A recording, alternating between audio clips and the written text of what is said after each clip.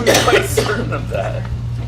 Thank you, and welcome everyone to the Washington Unified School District Special Board of Education meeting for October 17th, 2018. And we will begin with roll call, and you see that all members are present. We will now go to the announcement of action taken in closed session. Government Code 54956.9D2, conference with legal counsel, potential litigation.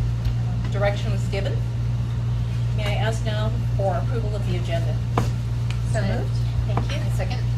All in favor? Aye. Thank you. We have one public comment, I believe. Linda, did you tell me there was one public comment? No? Oh, no. Okay. So No, there aren't any? Okay, very good. Okay, moving on. Board study session, Washington Unified School District's facilities. Thank you. So, thank you, Board of Trustees, and welcome to our staff and to our guests that are here tonight. Tonight is one topic discussion for the board, and a study session is when, after public comments, the board are able to actually discuss together. This will be the second time that the board has discussed facilities as a group together. All of the documents that have been given to the board as information are on the table there for our public if they would like to follow along as well. We also want to ask that because there are no microphones for the recording, that so Board of Trustees, if you will use maybe your Outside playground voice. outside voices, so that we get good recordings of the discussion. And if there's a question by the board to staff, we will repeat the question so that it's clearly videotaped so that we can share with our community. So with that, tonight we are going to be talking about our short-term plan and what that might look like for the current status of our facilities. And we have a new chief business official that started on July 1st and has been fervently and earnestly working on behalf of our district to really assess and get accurate data in regards to what our facilities look like. And so before you have a few things that give context to our facilities. And because we're really working on the premise of accurate data versus what we've been told for many years, or maybe what we've been told recently, what our assumptions are. So these are not based on assumptions tonight. Tonight we want the board to have in front of you the data to date of our facilities, what the conditions are, projected value, and also how our sites are being currently used. So with that, I'll introduce our Chief Business Official, Chris Mountavanitas, and he's going to walk us through tonight.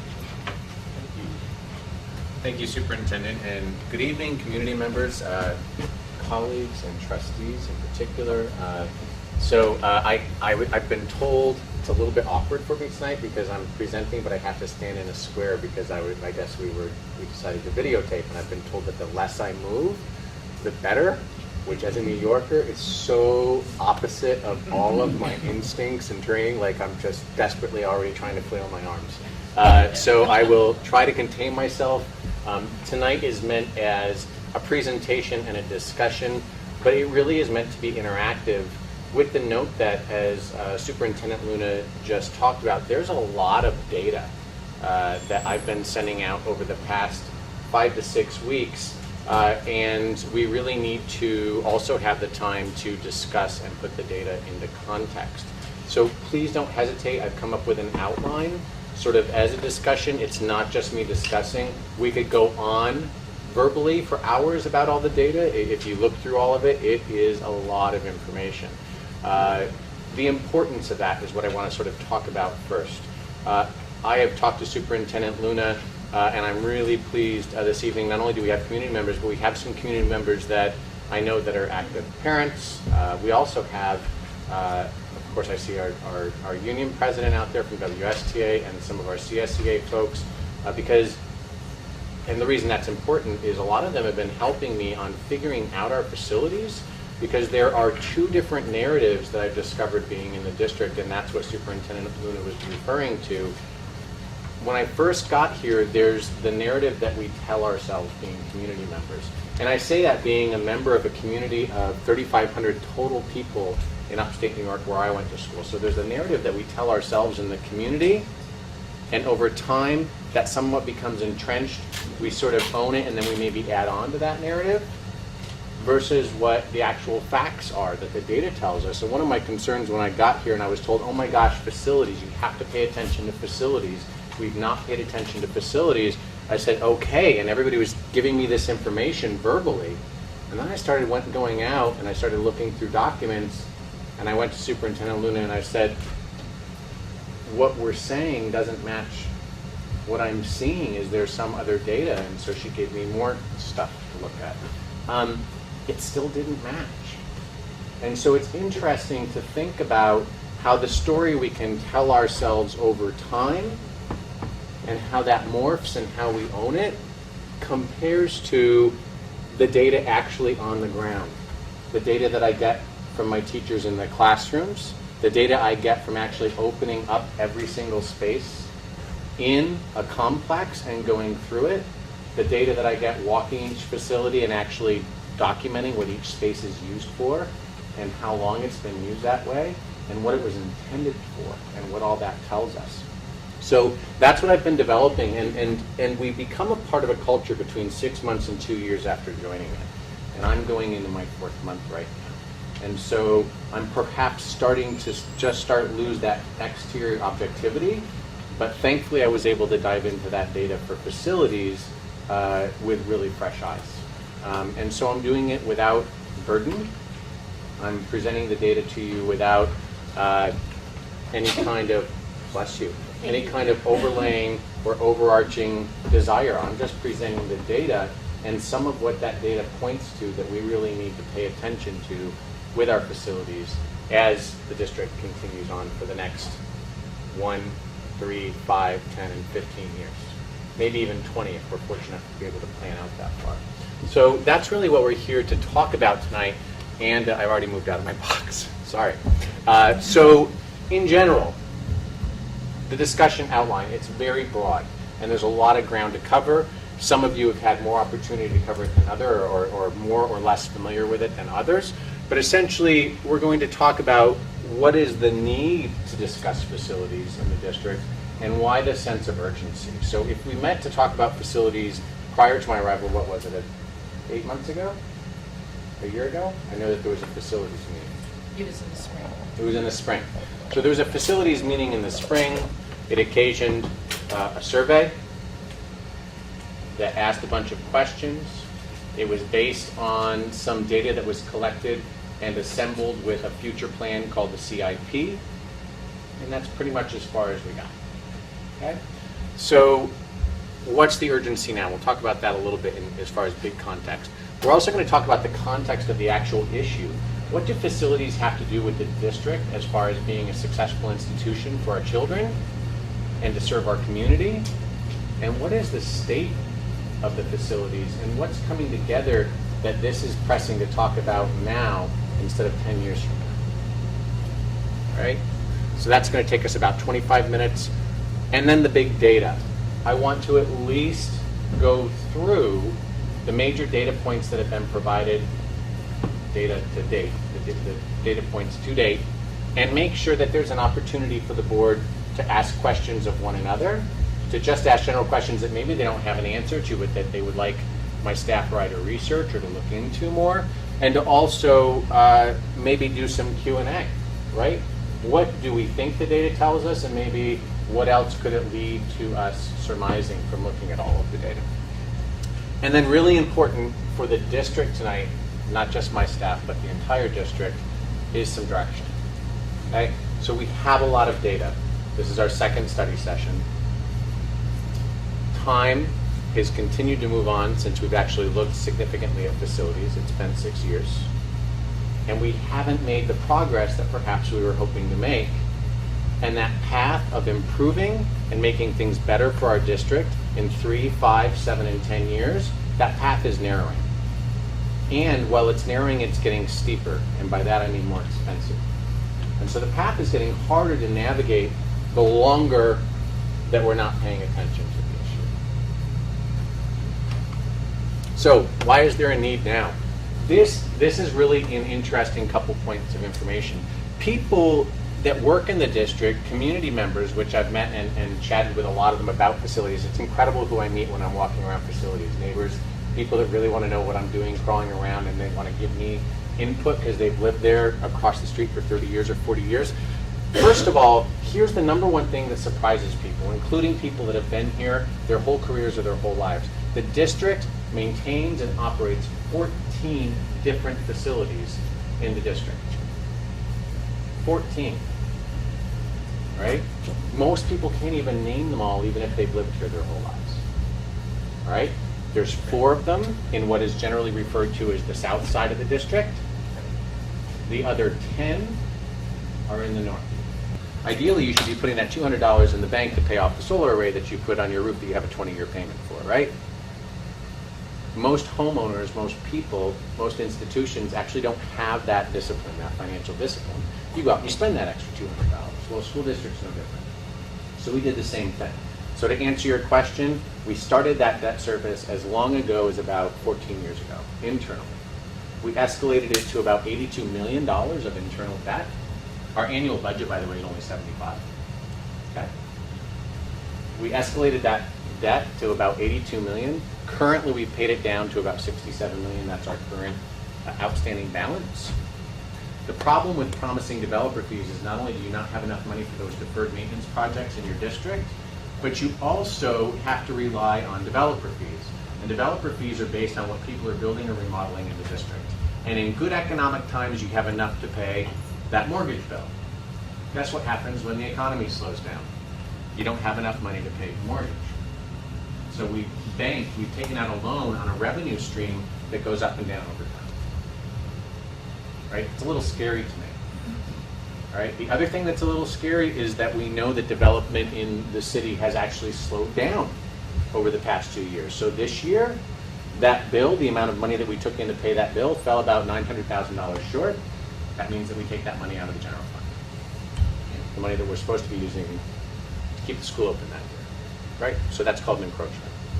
And we just looked at that amount of money this last year in the close of last year. Can you remind us how much that was, encroachment, It was on about- our operations that are supposed to go to our students? It's between 850 and 900. I have to look up the exact number again. Just last year. 1,000, just this past year. Almost $1 million. Yep. Yep. Yeah, it'll change every year depending upon how much comes in, so it's really difficult for me to project. I wish I could. No, I think it's good from a transparency standpoint to Yeah. have the public understand that it's $1 million going to. Yeah, I rounded up to $1 million, not to Yeah. be too bold, but it's close to it. Yeah. So here's the other thing that people don't think of, right? We're a district that, given our size geographically, as well as the number of students we serve, we could do it with 8 sites. Right? 7,700 kids. We could do it with 8 sites. Maintaining 14 over the last year. So as we've grown those sites, we haven't extensively grown our staff or our budget to maintain them. So currently, and these are some of my favorite people, and I don't want to say that too loud because one of them sitting in the audience, I don't want him to think his head get too big, but I think he sort of knows that. I love my maintenance and operations folks. They work their tails off. I give them a hard time about making sure they get their work done, so I don't want to say that too much, but I love them, and I think they know it. Yeah, I'm looking at you, David. So we are having a hard time at keeping everything going as far as maintenance operations with the district because those 14 sites I'm maintaining with 10 groundskeepers, 10 maintenance techs with a supervisor, and 35 custodians with 2 supervisors. Right? An average school site, we're not talking about cleaning your home or your apartment. We're talking about cleaning tens of thousands of square feet every week. In fact, I gave you the cumulative square footage that we're taking care of. The fact that we're doing it with a crew of this size is commendable. It's commendable. We're running lean. But 14 sites is a lot for that How size. many square footage again? I'm sorry, I may have missed that at the beginning of the presentation. Yep.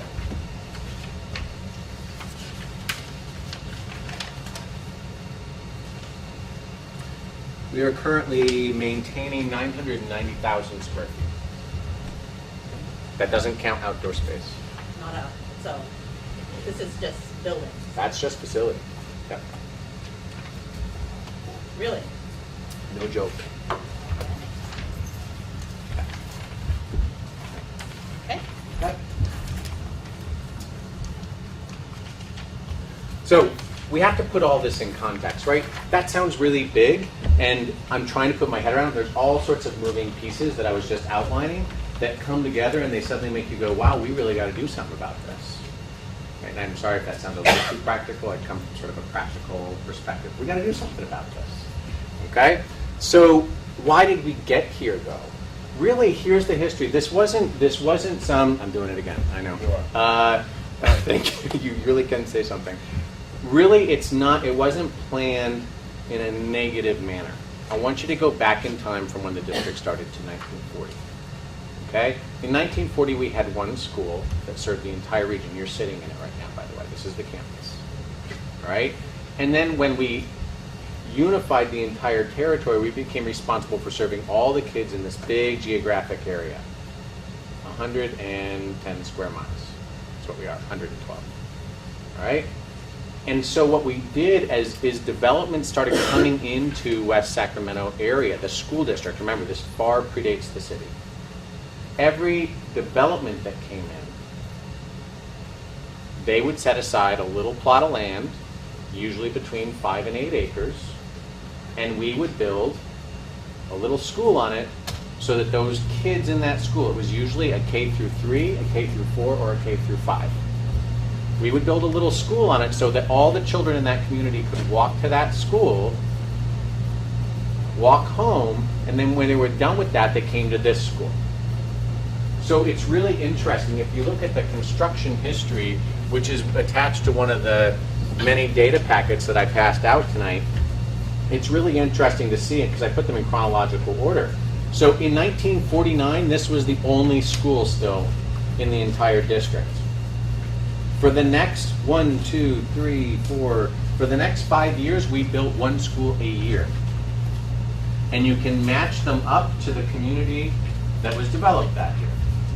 Wright was built in 1950, Elkhorn in 51, the original Westmore Oaks in 51, and then we got a little too big. We had too many kids coming out of those K through 3s and K through 4s and K through 5s, and so we then built what is the current Westmore Oaks so that we could then develop a middle school and a high school. All right? So we built where the kids were at the time. There was no, it wasn't like somebody said, hey, let's just haphazardly put 10 schools in the north side of the district. We built where the communities were developing. Okay? You can see we're still continuing in that manner because if you look at the last 3 schools we built, they're in the 3 newest big developments in the south. So that history has been consistent in the history of the district. Okay?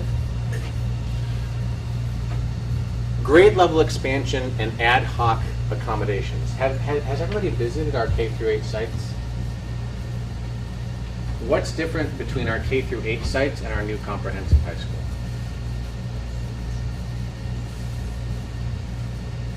Anybody know? What'd you say? Multiple stories. It's a nice new facility. It's a beautiful facility. Portables. Portables. Match up the construction history. We built all of these schools as K through 3s, K through 4s, or K through 5s. When we needed them to be something else, we didn't add on permanent construction. These were temporary solutions. We now have as many portable classrooms in this district as we do classrooms that were built. And here's the other thing. This is fascinating to me. Have you ever built something like in your backyard? You know those tough sheds? You just do it for some storage and then you fill it up? Or as we do in California, because I'm from New York, so our garages are for your car because it's really cold in the winter and you have snow and ice. In California, I call them large storage units added onto your house, right? Because people park outside and they fill up the garage, right? Tough shed, same thing, you fill up your garage. What do you do when you fill up the garage or the tough shed? You build another one, right? very much what we did with portables on our campuses. They weren't a long-term solution. Short-term, lifespan of between 20 and 25 years. We are maintaining portables in this district with kids in them that are almost 40 years old. Yep. So I have actually found some that as we walked around, they predate the term of employment of my current MOT supervisor, and he's been here for 37 years. Right? We've actually refurbished portables. We've actually re-sided them. We've redone the insides because we couldn't afford to build new stuff because we spent all of our money on portables because we were trying to create schools at each site that would accommodate the kids. We did it all for good intentions. But trying to refurbish something that's only meant to last 20 to 25 years is extremely expensive and high maintenance. What's the cost of refurbishing a portable? Between $80,000 and $110,000. What's the cost of the portable? A new portable, a new used portable is $250. A new portable is about $330 after all the installs. So a used portable with a lifespan of About 20 years. Yep. So when I say ad hoc, again, no bad intentions, but we added on, we built entire wings. I have campuses that have more portables than classrooms, than regular classroom spaces. Right? Because that's what we needed at the time, and so we did it, and we spent the money to build it that way.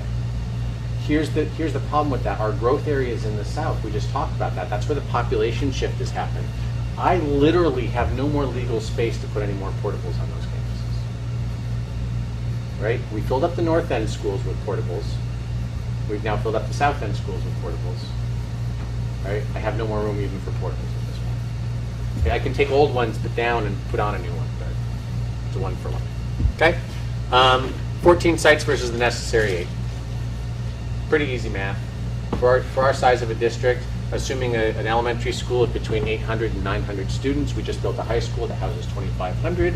We only have 7,783. Even given that we expand to 10,000, 8 sites. That includes the district office. Okay? We have 14. Right? Large geography means transportation infrastructure. So we're not legally required to transport kids other than those that require it in their IEP and K through 3 beyond 1.5 miles. Why do we have so many transportation corridors in this district? And the answer is it's really an issue of equity and location. So when we built a comprehensive high school, big, beautiful facility, I would encourage you to go over there during the day. It's fascinating to me because I taught high school and I was a high school principal for a long time. I go through there and I envy whatever it is they're doing because it is the quietest, cleanest place during the day. And I'm like, my kids would never behave this well. So it's a beautiful place, but we geographically located one building where everybody goes 9 through 12, which means that anybody that doesn't have a vehicle or live in close proximity, we knew when we built that we were going to have to set up transportation corridors because it's not within walking distance. So I've had a couple people say, hey, listen, you know what? You're doing more transportation than you need to do. You could cut that out and save some money. No, I'm not. I swear, because I run transportation too. I swear to you, if I stop those corridors, those transportation corridors, our attendance at the high school for kids that are 5 and 6 and 7 miles away, every time that there was rain out or there was an issue at home and they didn't have a bus to get on, I'll tell you it makes it a lot easier not to get to school. All right? Population growth versus school-age population. I've had the question a lot. Listen, there's been a lot of construction. How could population have stayed relatively stable? There's a lot of answers to that. If you look at the demography, people aren't having as many kids as they used to. So whereas we had a smaller community up north that was generating roughly the same number of kids, it's because people used to have 3 and 4 and 5 children. Our average household is between 1 and 2 if they have kids of school age right now. So even though the population of the city of Westacre, of the school district, because the school district and the city are the same, we aren't generating as many kids because people aren't having as many, and we have competition. Some competition has gone by the wayside. Parochial schools were too expensive to keep open, so most of them have now closed. However, charter schools are the new competition, so they drain off a little bit of that growth, but not so much as to account for only growing 600 students. Right? So how pressing is the issue? The population and construction shift is coupled with the needs of our kids. Right? So the one that is constantly on my mind that I know the data points out very clearly is that old high school that we closed down, and in the middle of the year, because people didn't want to leave it empty, we took the elementary school across the street over winter break and moved all their classrooms over to the high school. Right? That mismatch is still a part of that school's fabric. We have a bunch of elementary school kids and teachers running around a 1,450 capacity high school. It does not work. I'm not talking educational. I don't stay in the educational side of the house anymore. I'm just talking about a facility. Right? Having 5-year-olds hold hands down what they call the dark and creepy hallway, which was meant for high schoolers, and that's what the kids call it. And you know what? I didn't know what they meant until I went up there and I walked down and I said to Linda, I know what hallway they're talking about now, right? For a high schooler, it's no big deal. For a little kid, the site was not built for little kids. But it's really not, it's not 1,400 capacity. 1,400. We have 1,400 capacity with buildings, Mhm. but not usable buildings. That's a different issue. Different issue. Yep. So the state still rates that site for 1,450 students.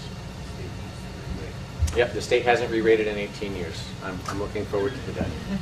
I will Yeah. say, I'm thinking of this, Vice President Wong and I went through all the empty rooms. I've been through the rooms many, many times on Right. that campus, but for the first time, got a key through the empty rooms, the abandoned rooms, and it was incredibly eye-opening and shocking, to be honest, that we Yep. have that many rooms Right. just in huge disrepair covering the campus, and then portables, as you say, with raccoons underneath or whatnot. I mean, it was really Skunks. stuff. Worse. Yeah, it was really, shocking. So, but here's the other thing. You got to always factor in human nature, which is tough to figure in. But what do we all do when we have extra space? Right? So your kids graduate, they go to school. What do you do with that bedroom when you're tired of it being a guest room? It becomes, what was it like a while ago, gift wrapping room. Everybody had to have a gift room, or a storage, or it becomes the workout room, right?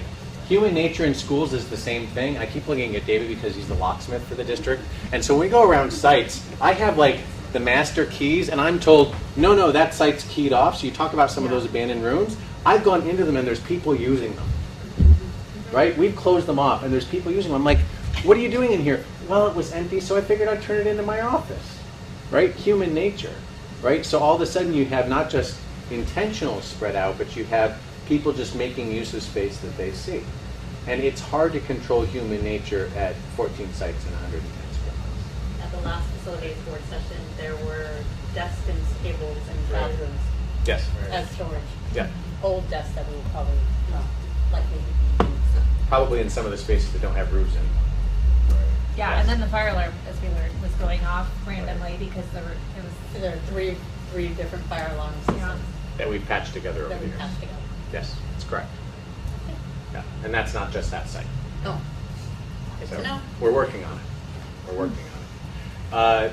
We've talked about financial pressures, facility pressures. What are facility pressures? Chris, if you're telling me that we now have capacity in the district for 10,000 more kids than we have, I'm rounding up again. 8,200 more kids than we have? What's the problem? That sounds like a great problem to have. We have to maintain it. We have to pay for it. Keeping an empty site open, and I have to keep it climate controlled, as they call it today, which is a sanitized version of saying heated and air conditioned. If you don't keep a building open and going, it deteriorates rapidly. It actually deteriorates almost twice as rapidly than having it full of kids. That doesn't always make sense, but watch an empty house in your neighborhood that no one's been in and watch how much faster it deteriorates. Okay, it's just a fact of maintenance and facilities. But to keep those spaces open cost us hundreds of thousands of dollars a year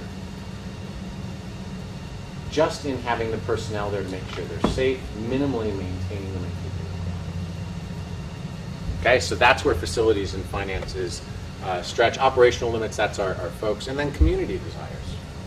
right? What do you mean community desire? Well, it's really hard to see the school that grandma went to, and now you're living in grandma's house, and the school that she went to isn't being used anymore. We have emotional attachments to these things in our communities. And so instead of closing them when we know that financially and operationally it's probably the best idea, instead, we've managed to keep every single facility that's ever existed in the school district open. That's where we are right now. Every single one. Right? Super tough. So it's a really fine and narrow path to walk. These are all the different things that have come together. We know that we're heading towards a financially difficult time. We're getting as much from the state as they say that they're going to give us, although I keep holding out hope that a new governor will perhaps suggest that it's time to relook at that, but I can't bank on that. As the finance guy, I can't recommend that, right, for the health of the district. So it's a fine and narrow path to walk. Here's the problem and here's the pressure. It's not getting to be a broader and easier to walk path. It's getting harder and harder the longer we wait. Here's the example of that. The CIP that we had done. The CIP. Does everybody remember what that CIP stands for? Capital Improvement Program. Measure B. It's what initiated Measure B. But the Capital Improvement Program was the district hiring an outside firm that was a combination of architects, community planners, and construction folks that basically went throughout the entire community, did a survey of all of our facilities, and went and met with community members and said, what do you want? What do you want for a public school? What do you want for that school across the street? And so at the end of the CIP was the community said exactly what anybody would say when they're asked an open-ended question of what do you want? We want everything. We want to keep all 14 facilities online, we want them all up to date, and we want them all full of kids. Well, we don't have that many kids, which is why we have schools sitting mostly empty right now. Okay?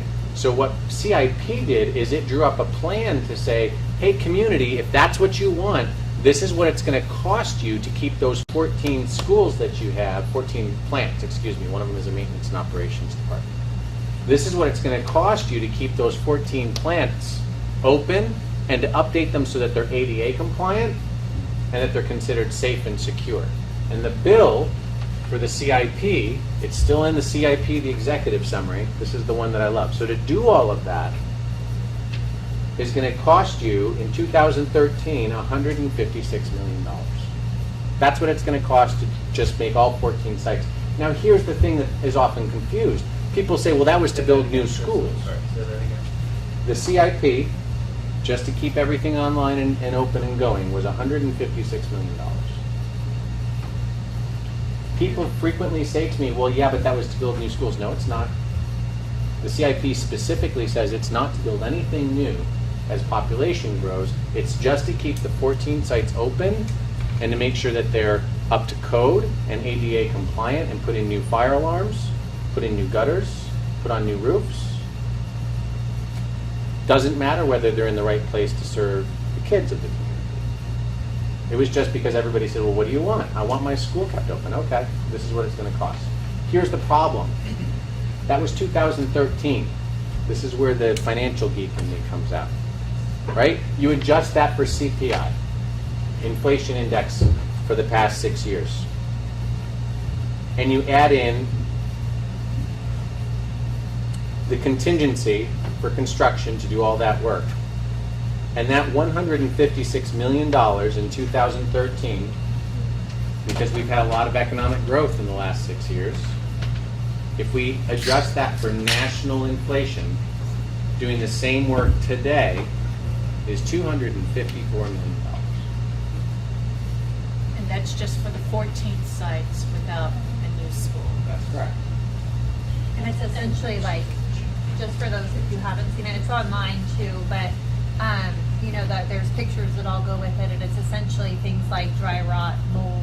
I mean, Right. it's very, so it's not like big fancy, you know, make a school fancy. It was just fix critical things that were not safe Yes. for kids. It's not like Flip It or Keep It or all those shows on. It's none of that good stuff. It was just very basic to be a safe environment. And can you remind me, just for the camera, how much was the bond for? So the first pass at funding the original 156 million was Measure V, Yep. and Measure V generated 49 million of that. 49 million, but now in today's dollars, that's 254 million? 254 million. Okay. Just Now- for transparency. So what people can do, this is the next fun project I've started to work on. It's fun. I started saying, okay, well, what have we done that was called out in this project, right? So within the next year, we will have completely done the Bright campus. So of that $254 million of escalated costs, and it's all charted out, each site, you can match it up to the CIP, sort of a fun project, right? So that's $23.5 million. So that part we can take off that total because we're done. Measure B has paid for that. We're coming in under budget. That's good stuff, right? Some of the work at Riverbank is done, which is why Riverbank is in such better shape. We did the Bridgeway extension that was called out in the CIP. So that work is all done. The fire alarms that you brought up a minute ago, we're getting fire alarms done. ADA compliance, we're getting that work done. By Bridgeway extension, you mean quarterly? Yep, That lasts, remind us, correct. 25 years? 20. Well, they're rated for 20 to 25 years. Yeah. Well, at the time there was a bubble of kids.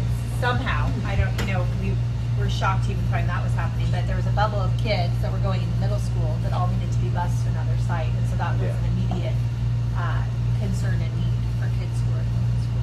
Okay. So the last conversation about facilities that was had, it was talking about a bond survey. And one of the issues that I struggle with, this is just one of those math problems. It's not a hard math problem because I'm not that great at math, right? But the math problem I struggle with is even if we got, let's wave a magic wand, full bond capacity on a bond, it's less than half of what's still needed. The math doesn't work. And so it illustrates mathematically the problem that we have. We're trying to keep too many empty facilities online. So I start thinking, then I put my accountant hat on, right?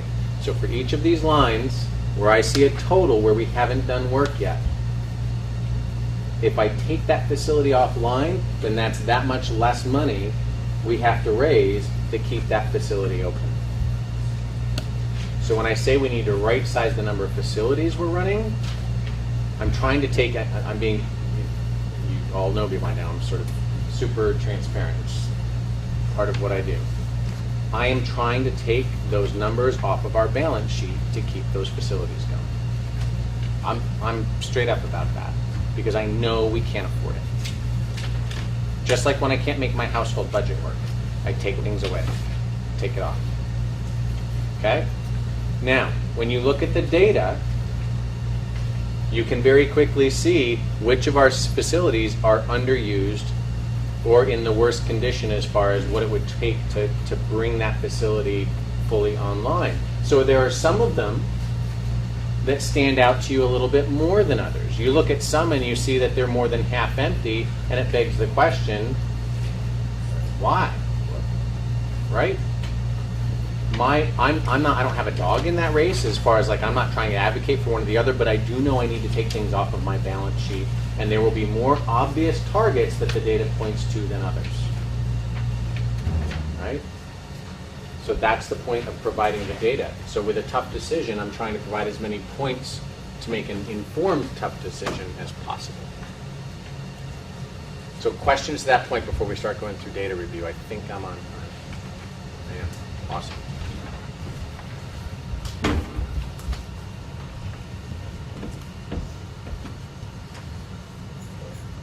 I do have a couple of questions about facilities. How many portables, I mean, have you gone through and calculated how many portables are at or beyond their life expectancy? Yes. So one of those really cool packets that we gave you,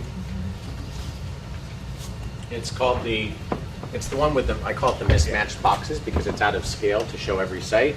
So for every single site in the entire district, there is a use map, and on the back of it is a key so you can tell exactly what each site is used for, every single location, right? here's something that's in the key, but it's not immediately noticeable to pick out. If a classroom space is a portable, it has an asterisk next to the room number. Okay? That indicates that it's a portable. If there are 2 asterisks, it means that it's a portable that I probably should be looking to try to get hauled away fairly quickly. It means, what that means is not, I don't want to be dramatic about it. What that means is it's in the last, what we say, the last 5 years of its useful life. That's a nice way of saying I can't keep it going anymore. So Bridgeway has 3 portables that you have marked as you want to get rid of. 6. Where are they? 1, 2, 3, 4, 5. Oh, I didn't see those, I'm sorry. 3, 4, 5, 6. 6. 6. So 6 that are in the last 5 years of their useful rated life. And, Yeah, there's one. and so here's an interesting thing. The Bridgeway portables, so they were refurbished new, some of them when we got them. We put them in. And so those are ones that are actually newer than some of the other sites that I would say, can we refurbish those, right? Or do we build new instead of constantly trying to refurbish portables? But there's also degrees of that last 5 years of life. So if I walk you through those 6 versus, let's say, 6 of the older ones on this campus, you'd notice a noticeable difference, because this campus we aren't keeping up for kids anymore, so we tend to put our efforts more in those Bridgeway portables. So how old are those Bridgeway portables that you have the 2 asterisks by? I'd have to get, we have a whole list of what year each one was brought in. I can't tell you off the top of my head. When they're everywhere, they're Elkhorn, I mean, they're at all of Yeah. our sites. Are- Well, no, that's the first one we got to. But there's high impact in there, which is a little different than the And others. then if But all I- these at Elkhorn, I'm thinking right now of Elkhorn, and I've been in those, all those are being used, you know, when I'm thinking about. I was just saying in District Bridgeway. office.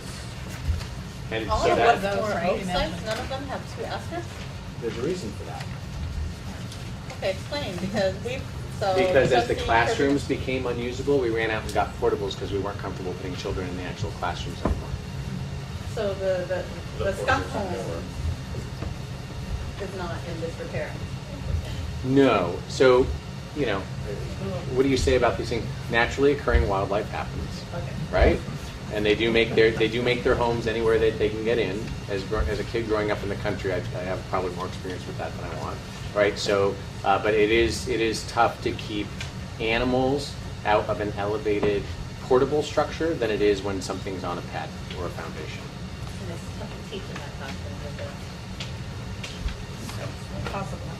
So what Trustee Kirby Gonzalez just pointed out was that you can correlate the cost to updating some of those facilities with the number of portables that they have that are in the last 5 years of useful life, which is why the site that you just pointed out has the highest updating cost because of the number of portables that are in their last years.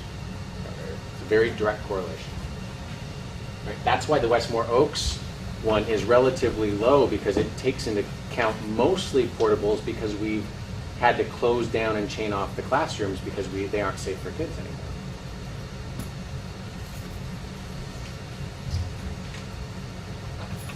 So the other place that shows portables with 2 asterisks is Washington Middle College. Yep. There's only 3 there.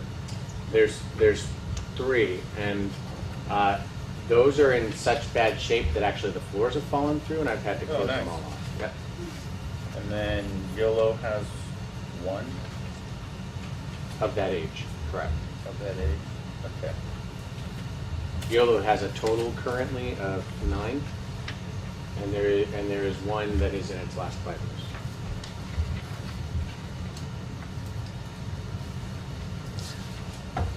And so I also notice a lot of this is green, which is non-traditional use. Correct. Okay, I just want to be clear, so they're not classroom space, they're just something else. That human nature comment I made Yeah, earlier? I just wanted to be Yeah. clear, yeah, about the green. So it could be a multiple of things, such as it could be a VAPA room. It could be a room where intervention is taught with maybe 5 kids at a time, and it's a full classroom size. You'll also notice that at some school sites, it's used as a PE room for rainy day. So it's the gamut based on the school site and how accessible other classrooms have been. You'll also notice that we give full classrooms to our after-school care. And so after-school care is one of my goals, and so what we're looking at is a different way of looking at after-school care, where many of us as former principals would use after-school care in the actual multi-use room and using classrooms for small, like homework centers and things like that, versus contained in one portable or one classroom all day that could be used even for a classroom of students.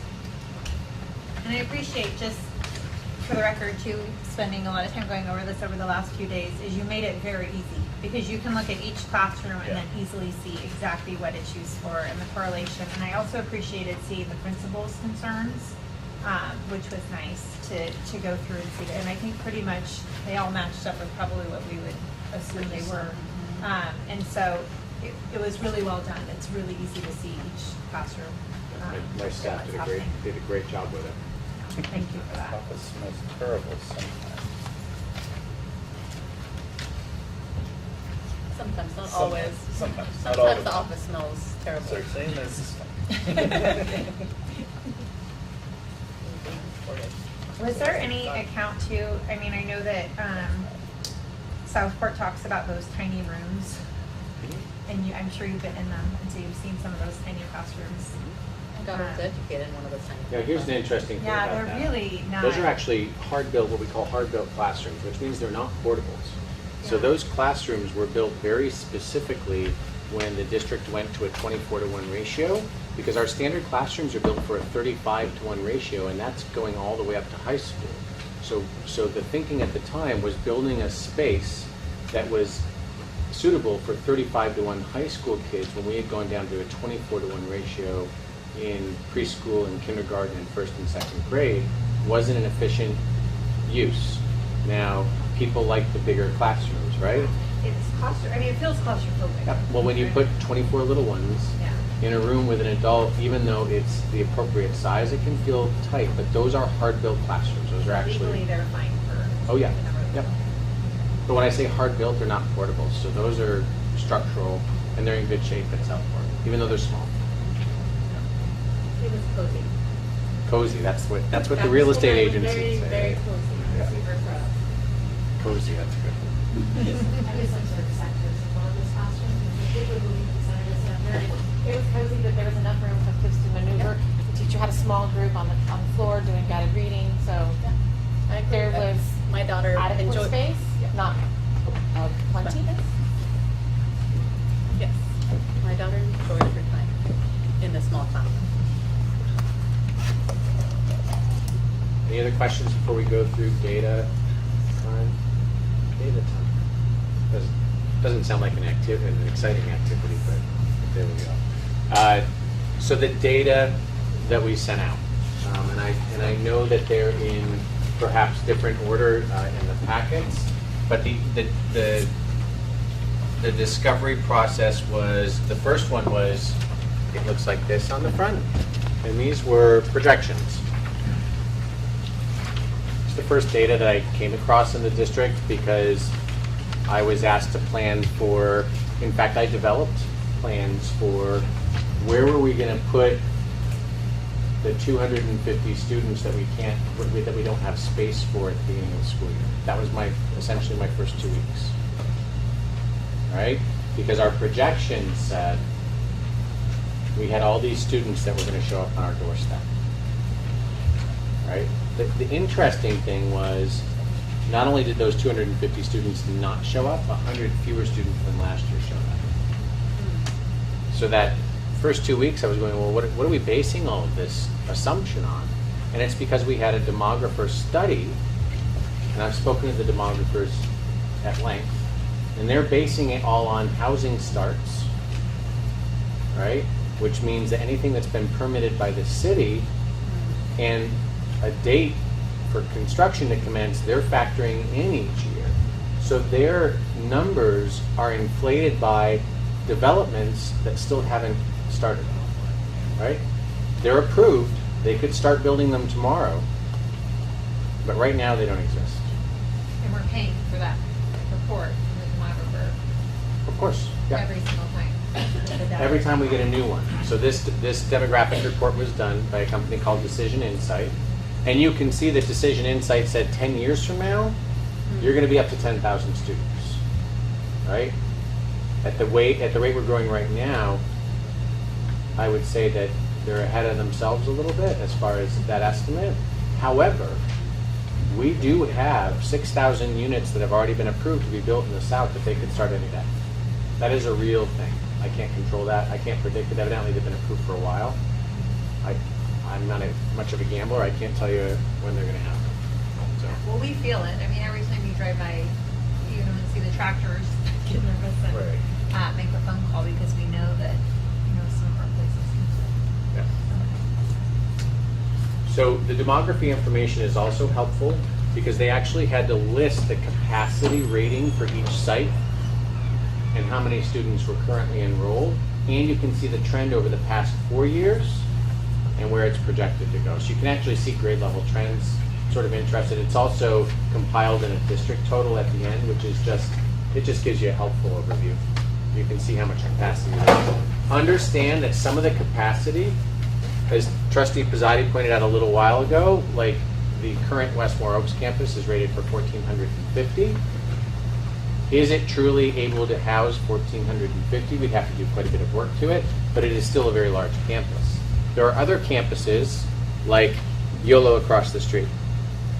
It's actually rated for about 500 in this report. Its actual current capacity is 700 because we put a bunch of portables over there that weren't on the rating when this was created. Chris, I have a question. We have about 400 units coming in to the Lighthouse area. Have those configured also? They've been approved, and we're waiting to see when they start construction. So they're in the numbers as far as what they said their start date was.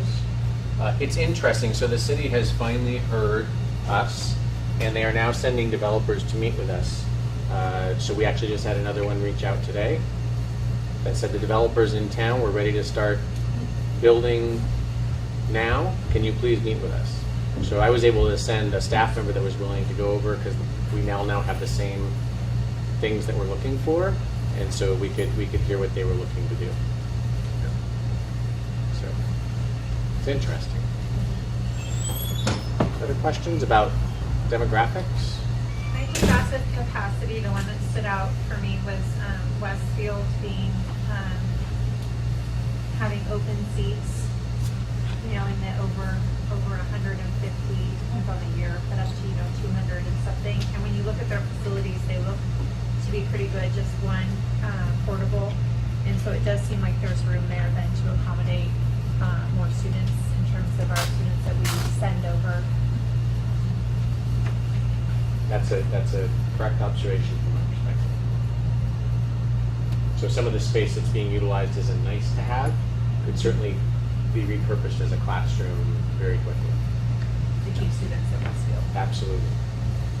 Because the question is if we have capacity at Westfield, I don't know the history of why Westfield was kept as a K-5 school all these years, because we are transporting our students for grades 6, 7, and 8 from the Westfield neighborhood to then acclimate themselves to a whole nother school, Elkhorn or Riverbank.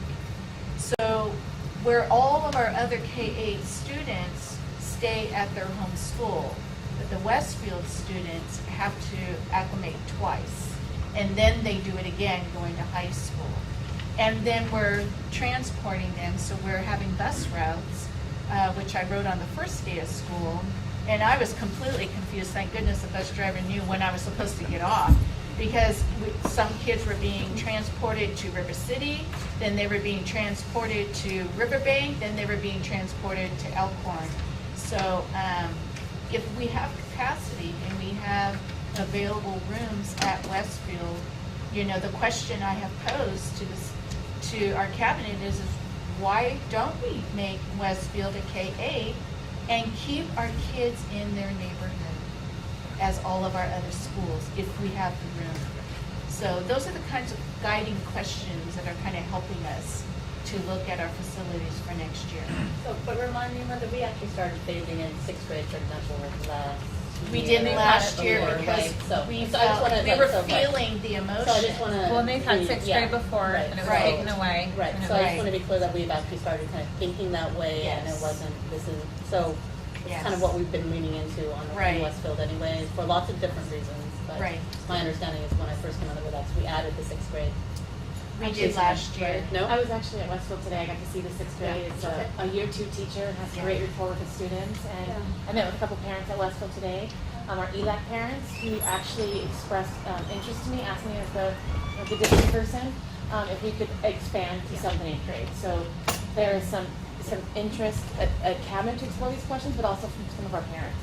It's definitely an equity issue to put kids on not getting to go to their neighborhood school, walking, and then having them spending more of their time on a bus away. So I appreciate that conversation and seeing these numbers because that was not something that had ever stood out to us before in terms of having the space until you see it in this way. So.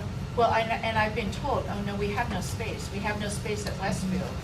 Well, all the space is currently being used, but that, I guess the question was, is every single classroom filled with students? If I would have asked that question instead, then we would have found that, right? But we see it, and it, I think it just is able to show more capacity. So, do we have enough students for 7th and 8th? That's the question. We would grandfather it in, so, which is how any kind of movement to a K-8 system is that's exactly how it should be. So 5th graders would then become 6th grade. So that's what we currently have. So next year, if we chose to do that, the 6th graders would then be 7th grade, and then the final phase would be 7th grade going into 8th grade, which is exactly how a K-8 transition should be. Yeah. So actually, we kind of started it, which is good, which is good. So our 6th graders from last year are being We had to bused? transport Oh, them okay. they- Okay, so to we didn't either actually add River the Bay 7th grade. or Okay. Elkhorn. So we went Right. K-6 last year, but we didn't naturally go to K-7 this time. No, Just So for they- because clarification. we were not looking at accurate data. Now we have it, and So so they now we would can come make back. better informed decisions. So they would ideally come back. They with would their come back. siblings, They would be coming back. which may be nice for if they have siblings in the lower grades. It just depends, because each time you move a student, the research shows that it really affects their educational continuum. 2 months ability. So, we would definitely provide that as a choice. Yeah.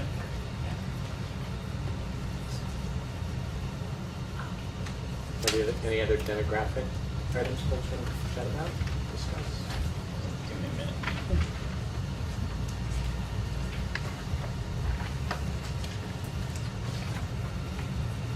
So for basically the entire time I've been on the board, I've heard that there's absolutely zero space at Southport, Stonegate, and Bridgeway. And it shows that there's a little space, not like it's losing the space, but there is,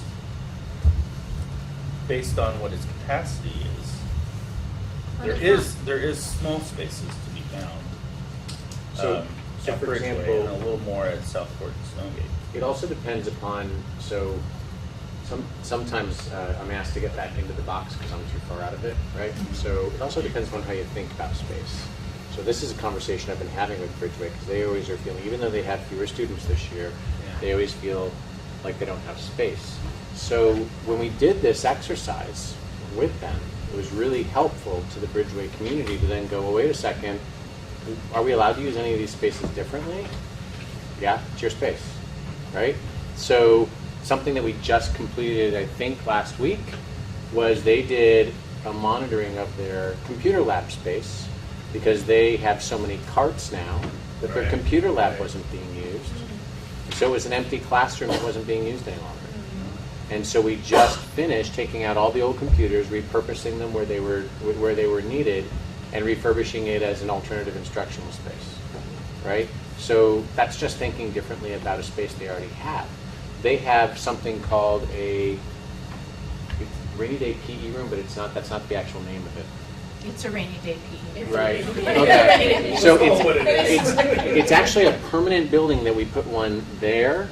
We put one at Elkhorn. We put one at a number of different sites. Stonegate has one, and a bunch of sites have them. They're not portables. They're permanent structures, and they were filled at one time with youth weightlifting equipment and a climbing wall. And the equipment had not been maintained. It was bought really without much consultation with the school site, but it filled this entire room that was suited for 150 kids. So we just finished bringing it. It's no longer, first of all, now we've discovered that kids that young shouldn't do lifting weights typically, right? They all had a little rock climbing wall, which also wasn't maintained. So we've given principals the opportunity, if they want that space back, we've actually been bringing the old equipment to metal salvage, is that actually all it's good for anymore, having it hauled away, and now they have this big open space. Well, Bridgeway just said, well, wait a second, now we have this big space that fits 150 kids, but it only rains like maybe 5 or 7 days out of the year, right? Can we put a folding wall down the middle? We have 2 more classrooms, right? Because they are actually slated as classrooms. And yes, the answer is yes. That's actually a great different way of thinking. So it's about how we think about space as well. So, No, I have a Westfield question, but we can finish with I intended to do, but also along those lines. So the after-school programs at Bridgeway and Southport, those are the YMCA programs. Are those dedicated to YMCA and they're not utilized as actual classrooms, or are they shared? It depends on the site. So currently, the 2 at Southport, we have an MOU with the YMCA for Southport. They have 2 portables. Mm-hmm. There's still hours. However, the locks have recently been changed, so I don't have access anymore. So we're having conversations about that right now because that's our space, right? Yes, the lock suite's in the room. The 2 YMCA spaces at Bridgeway, one of them is used part of the day by the school, and then the rest of the time by YMCA, and the other one is entirely used by YMCA. Okay. But that's another conversation we're starting to have. To fill up the rest of that question, because this was kind of a leading question. Okay. At all the Kid Zone and ACES programs that I've seen, or at least at some of the ones in the north, they use the auditorium for multiple grade levels worth of space for the program, and they're also eligible to have way more in terms of license capacity in there versus what we're allowed to have at the 2 YMCA spots. And plus those classes are dedicated classrooms or virtually dedicated. So there is additional space, right? Some of that is a licensing issue. Mhm. As someone who recently had to go through the state licensing for our preschool, Right. I sat with many YMCA people that are also looking at that licensing process. So I'm in the process of researching and meeting with licensing and YMCA to have some of those conversations. Okay. Because a lot of what concerns me is that we lose some of those 100 children each year to charter schools who provide after-school care. And we need to get those kids coming back because it's certainly not performance, right? The charter school is not outperforming us. They are offering something that we can't guarantee. And that's something that we need to do in order to get those students back. Which will again start filling into our capacity issues that eventually start thinking about. but, I'm sorry, go ahead. No, I'm gonna ask my Westfield, are you done with? That was, yeah. Okay. For Westfield, just going back a little bit, what's, you know, a lot of the green spaces are non-traditional use. Do you know specifically right now what that space is being used for? So it's listed on the back for. Oh, gotcha. Yep. Sorry about that. So some of it's being used as office space, storage Yeah. space, Okay. nice to have space. I mean, I'm not being glib, that's. Kids zone, yeah, some of it's, So I actually have them, I took my own notes on that. So we have a VAPA room, we have an intervention room, we have 3 intervention rooms, 3 classrooms being used for small group intervention. Kids zone has a room, and there is one room where speech and language therapists and special education students, the services are shared in one room. And so that's what we mean by looking at the capacity of spaces. Because as we move deeper into our MTSS system and our intervention groups are smaller, they're not full-size classes. If anything, they can be sharing a classroom like our speech and language students do. And that's what we mean by really looking at our capacity, and in no manner should an after-school program taking the place of our students' capacity during the day of school time.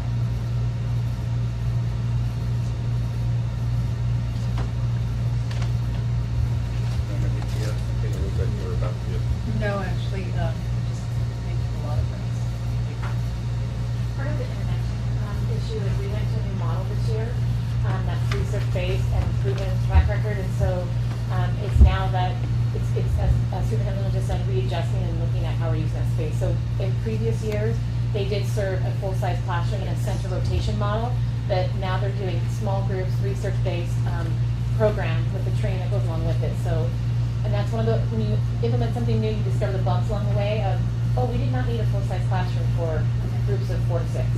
So just for transparency, so it's more of a pull-out model, right? So they would pull out. It's always been a historically pull-out model. What And now they- we're moving towards. What they did is they were doing rotations of actually tier 1 kind of intervention that should be done in the classroom. They were doing it being a pull-out. So they would kind of do like a tier 1, a tier 2, tier 3 kind of rotation model. Now it's strictly tier 3 intensive intervention using the Fountas and Pinnell research-based model. And for people watching, what does that mean? It is a guided reading intervention model that started with special ed, and then they've expanded it towards our tier 3. So students who are 1.5 to 2 years below grade level. And it has a systematic way of assessing the children rather than before it was teacher, I think your intervention, and then teacher, another teacher could say your intervention. So now we have a systematic way of identifying students who are truly 1.5 to 2 years below reading level. And we're targeting it for kids in grades K3, as the research shows. They're not reading by grade 3, sometimes they never catch up, where before we were trying to service everybody and not really effectively. Can we turn our attention to yellow for a minute? Sorry? Can we turn our attention to yellow for a minute? Sure. I'm looking at the lovely map here that shows only 1, 2, 3, 4, 5, 6, 7, 8, 9 classrooms being utilized for traditional use.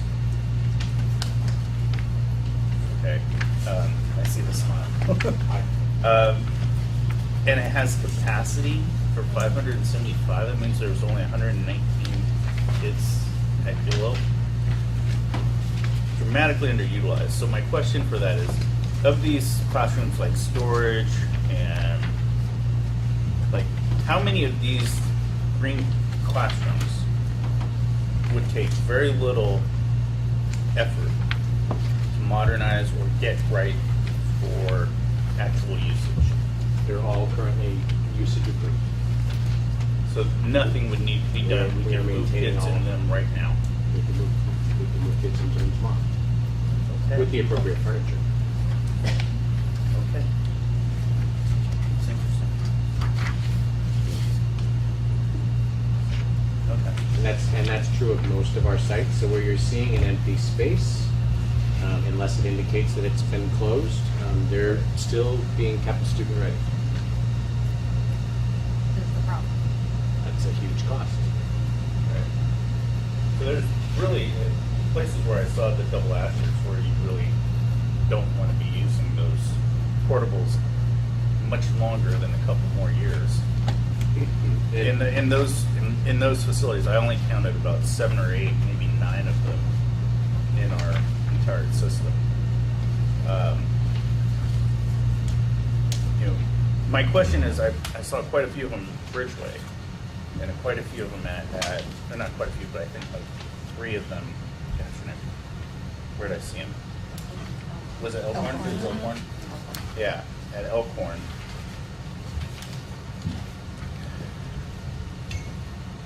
How do we look at if you take the 6 that are at Bridgeway offline, I don't think we could do that because that's quite a few spaces.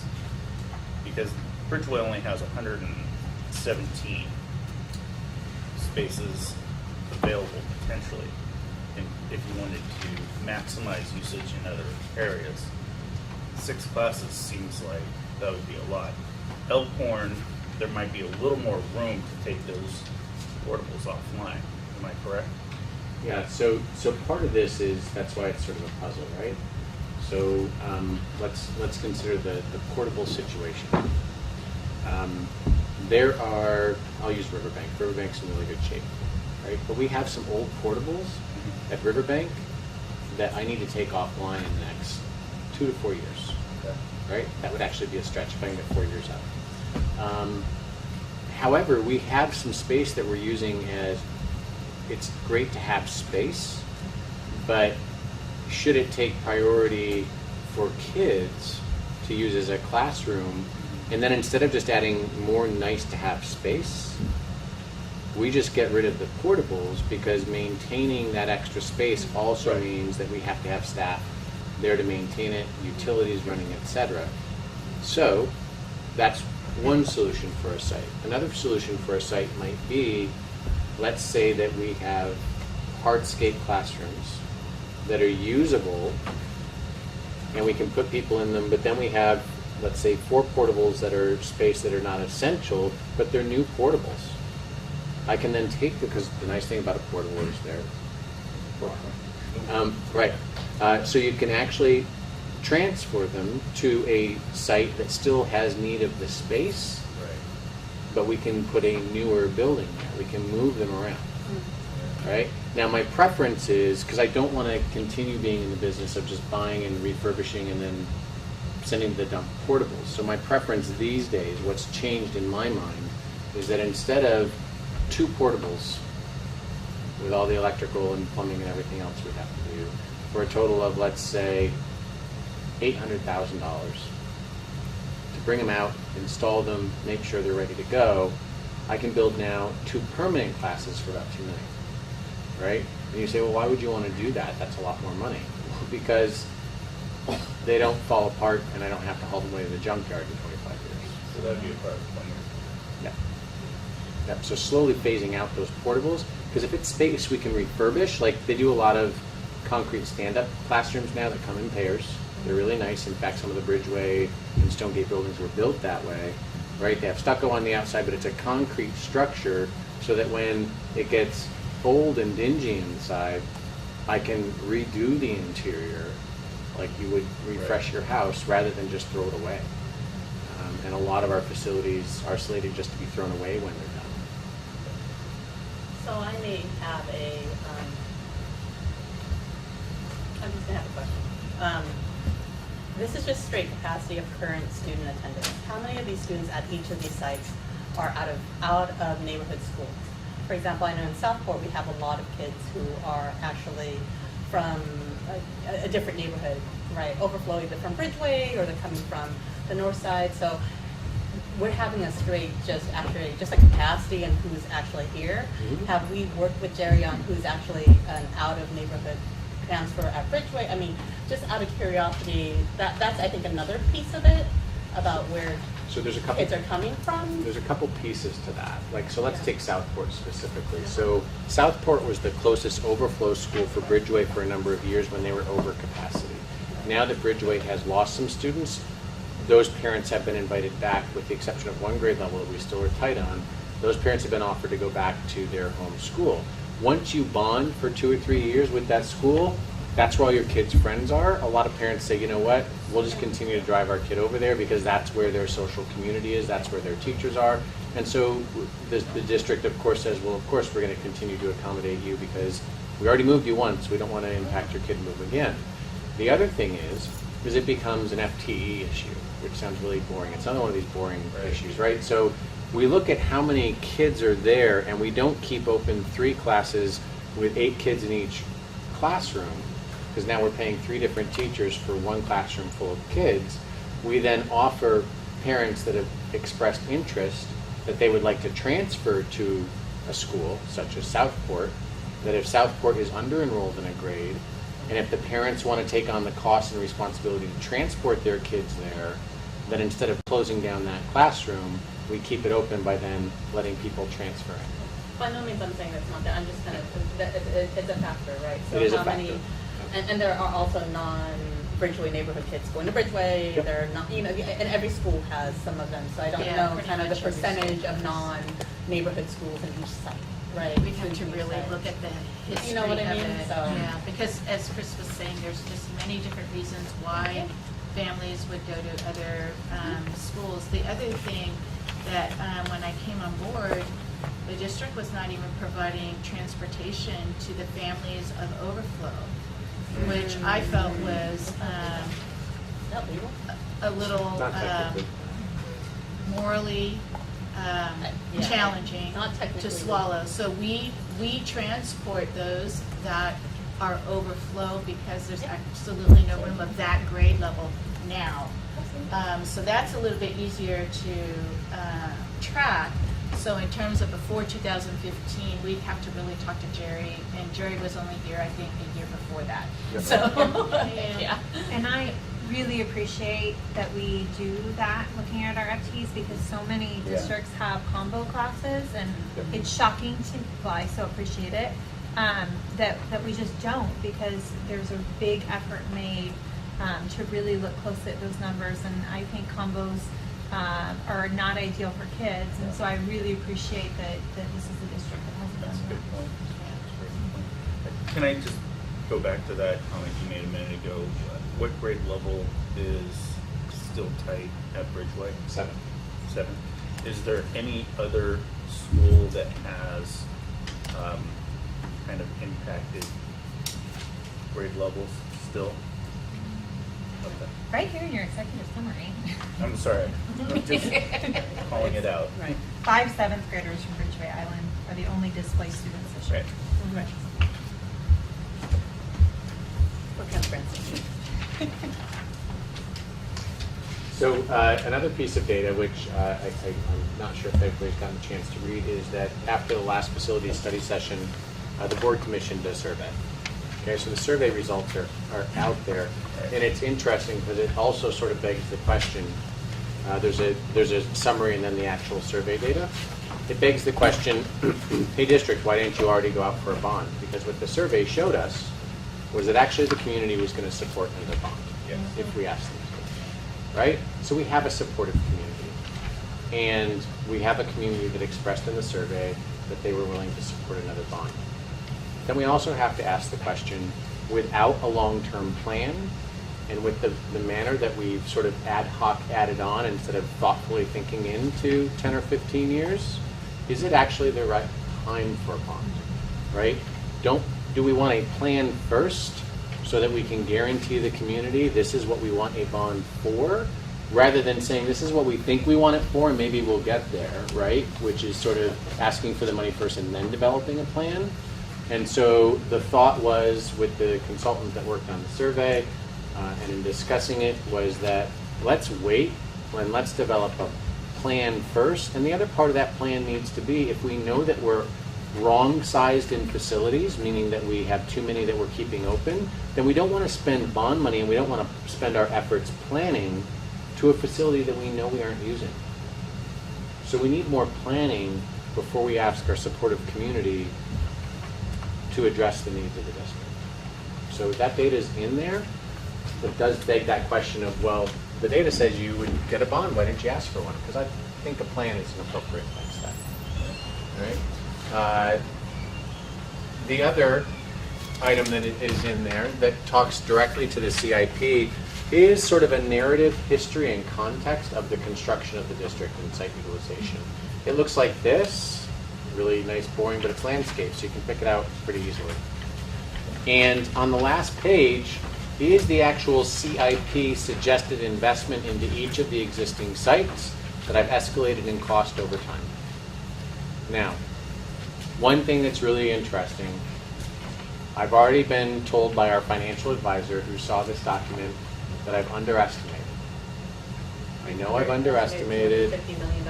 I've underestimated the $250 million because I used the CPI for the entire country. And one of the things that we know, and I already knew this when I did this, but I needed just to use something that I could point to as consistent.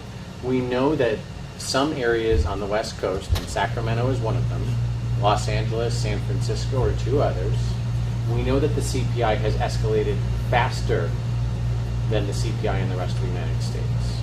The growth and the construction have escalated those costs. In Sacramento, the actual cost escalation is 12.5%, not 9.5%. But I use 9.5% because it is the nationally recognized CPI. So before anybody says to me, hey, do you know that you used the wrong CPI? Yes, I know. Right? It was already pointed out, but I did it so that, because if people want to look up what is CPI and what has it been nationally, they can cross-reference this and make sure it's accurate. So for the camera and just consumer price index and cost of, essentially tied to cost of, like, in general terms, cost of living? Correct. The amount a dollar will buy from 10 years ago versus today. And the CPI says that basically what a dollar bought 10 years ago is worth X number of cents. So if we do that by 6 years, then basically what a dollar bought 6 years ago is now worth 90.5 cents. Or less now with the 12. Yeah, if we use the California Sacramento CPI. area one, it's actually worth 87.5. Sorry, Thank you. I'm using acronyms. No, that's okay. We may understand, but I think that Yeah. it's good to educate as people want to learn about this and what we're really talking about. That it's not just the same dollar that when we passed the CIP to now. Correct. It's very different. Yeah. Thank you.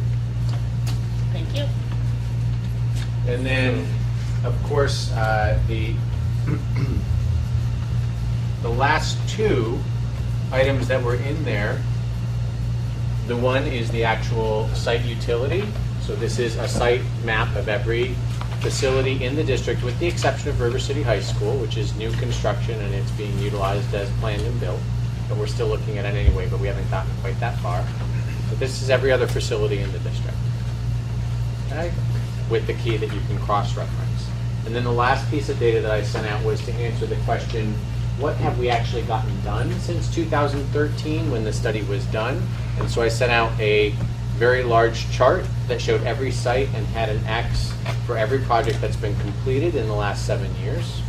And you can see that it's a lot of the infrastructure stuff that, you know, earlier somebody said it's stuff you can't see. Yeah, it's stuff you can't see. It's important. Some of it's legally compliant, ADA stuff, really super important that we hadn't kept up with. Fire alarms, electrical upgrades, fencing around the high school so that we have a secure site because the site wasn't secure. So things that they aren't like super attractive and maybe wow in the spotlights, but really necessary things that a school district has to do. Okay? So that completes all the data points if folks have more discussion on them. Yeah, I just wanted to point out, you know, one thing that may coordinate with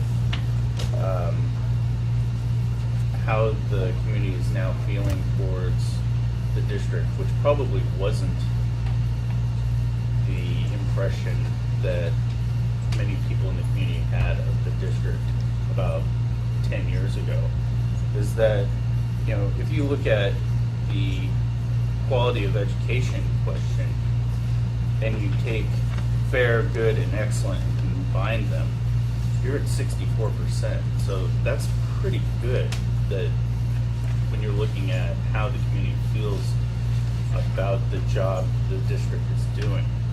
That also means when it relates to people being willing to go out for a bond and say, hey, we're willing to invest in our district because we have faith in them to provide a good quality education. So I think that's good indication that even if we don't do any bonding in the near future, that the We trend bond all is. the time.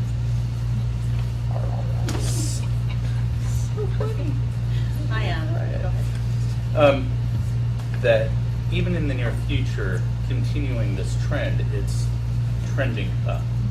You know, so I think that's something good to take note of, especially as other developments come online, though they haven't yet. We are going to have eventually a problem when they do. So my concern is Liberty is quite a few houses. You know, there's a new development that's already selling facilities or selling houses right across from Bridgeway. There's more development going in the areas. As Norma said, in the rivers, there's a bunch of more houses going in there. So I guess my question is, you know, at what point is it just shifting boundaries, or is it actually building new capacity? So if any of the large projects that have already been approved in the south, Yeah. and that's River Chase, is that the right name? River Chase is right from Bridgeway, right across from Bridgeway. Yeah, so there's River Chase, which is currently slated for, I'm looking at Angie and Cheating, I think it's 2,800 units. River Park, thank you. River Chase is only 200. Yeah, River Park is one of the big ones, and it's almost 3,000. And then the other one, I keep screwing the names up. Yarborough is scheduled for 3,003, and Liberty is another 1,365. So if we add all those together with the little ones in the south, currently approved, because Liberty has not been approved yet. Right. Currently approved, it's pretty close to 8,000 units. If Liberty completes its approval, we're looking at almost 10,000 units in the south. Okay, so, and what's the average, what do they use for their formula to estimate how many Wow. kids? So for a household that is not zoned as a senior living establishment Right. or commercial, it's 0.465 per unit. So you get 46% of a child per household. Kind of hard to do though. It is kind of hard to do. Yeah. That's the average. That's what we call the generation rate. And so you said about 8,000 units? Currently, there's about 8,000 units approved. Now, some of that's senior housing or 55 plus housing, which Oh, it don't is. generate. Oh, it is. Correct. Everything in the Bridge District would be slated for West Monroe's, like everything right Yeah. over here, all the new. Not entirely. So the developer that we had meet with us today, and I only reviewed it really briefly, they want to put in 285 units in the Bridge District. They just got approval from the city today. And they are all going to be studio and one bedroom, and I think that their approach, they're meeting with me, I'm thinking in the next couple of weeks, because I can't remember the date off the top of my head. Their approach is, since we're only putting in small units, will you waive all of your developer fees for improving schools? And I'm sure you can imagine what my answer to that is going to be. But they would actually be slated, I believe, for Riverbank. Is that correct? I'm looking back to the person that Westfield or Riverbank. Correct. So even though they're one bedroom, we know that one bedroom units actually do generate a lower number, but they do generate children that are school aged. Any more questions? No? I'm glad to see that the developer, that conversation has to happen, and so I'm glad to see that it is happening. We are at the table now. Yeah. Good. I was just gonna ask that. And then I just have one comment for the record too, since there were others, is when we look at these facilities, and I know we can't change this or go back with our magic wand, but, and we talk about capacity, of course, the cafeterias of many, they'll tell you, are not at capacity, because we have kids eating lunch at, 9:30 or whatever. Yeah. So, just to throw that out there, that even though some of our sites may say, well, there's some wiggle room, it is a big strain on some of the pieces of that facility. Yeah, part of that is not just a facility issue. Part of that is creating a new bell schedule without coordinating with nutrition services, right? So Fix that then, please. it is something that's on my radar.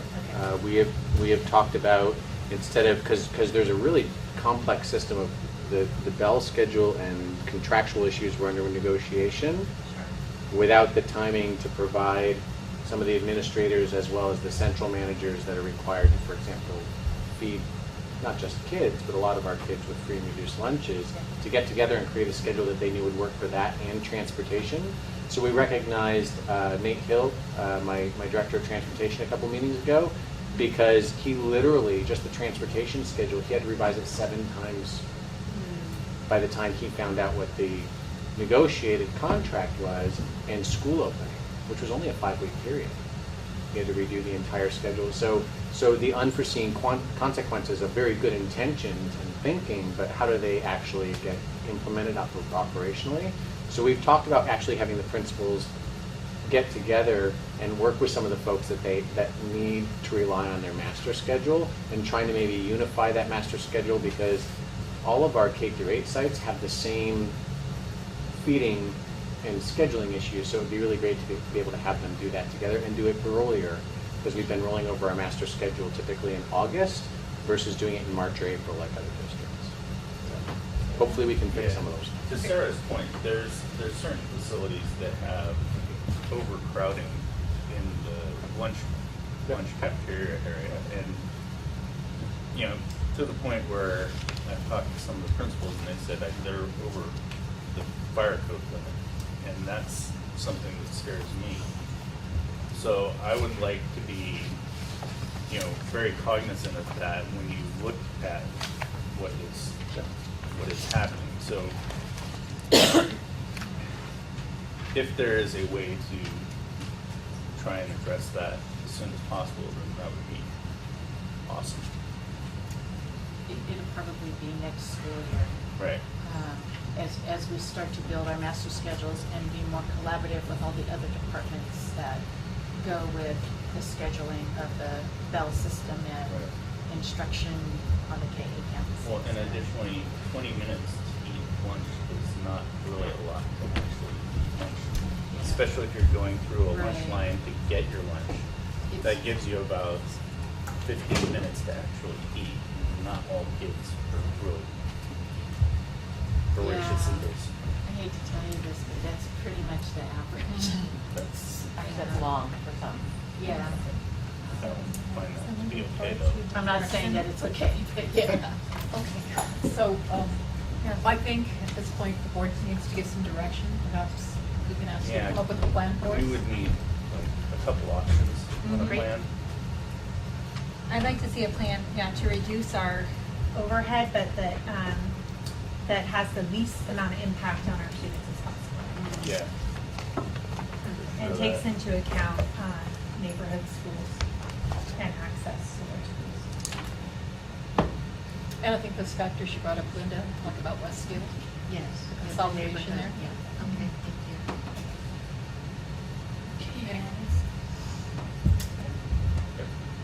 So we will come up with some options. We need some short and long-term planning, and it will consider all of these factors.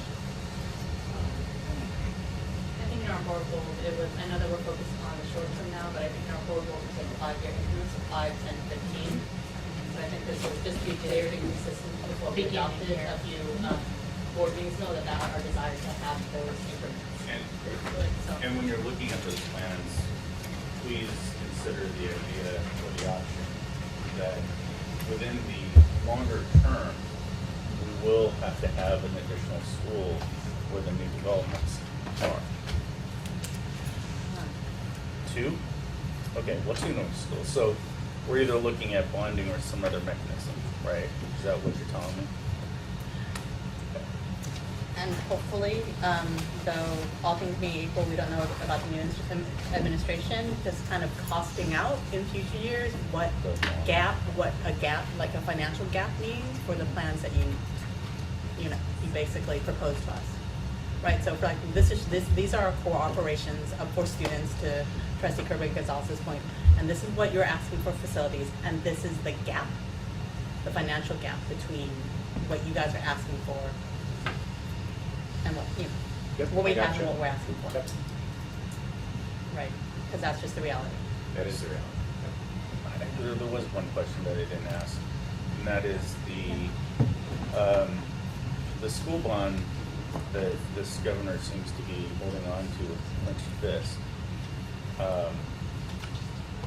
Do we have any idea if the new governor releases that money, how much could be flowing our direction? It's all a guess at this point. So, from my understanding, it's already all spoken for. So the question then becomes, have we submitted a plan to the Department of Ed, and when they do release those funds? No. Okay. I No, guess we get none. no, not, Bright wasn't on that? Bright wasn't submitted for that? Right? It's already been approved. So here's the thing. So all of the existing funding that had been approved had already been spoken for, right? So it then created basically a backlog of who's in line first by approval date of the plan and whether it's been completed or not. So the new prop funding, if it's actually approved, there's already a line, and so currently what they're saying is that X percent that goes back to the school for construction, let's say it's 40%, right? Whoever was in line first and had their project approved first gets it, and we don't know how far that money is going to go. So the only project that we currently have in line is the Bright project. Because that's the only one we've actually broken ground. Right. But it's supposed to be in line. Well, Yes, it is in line, it's already approved. Yeah, I think we were one or two people, two programs away. Perhaps I did some research.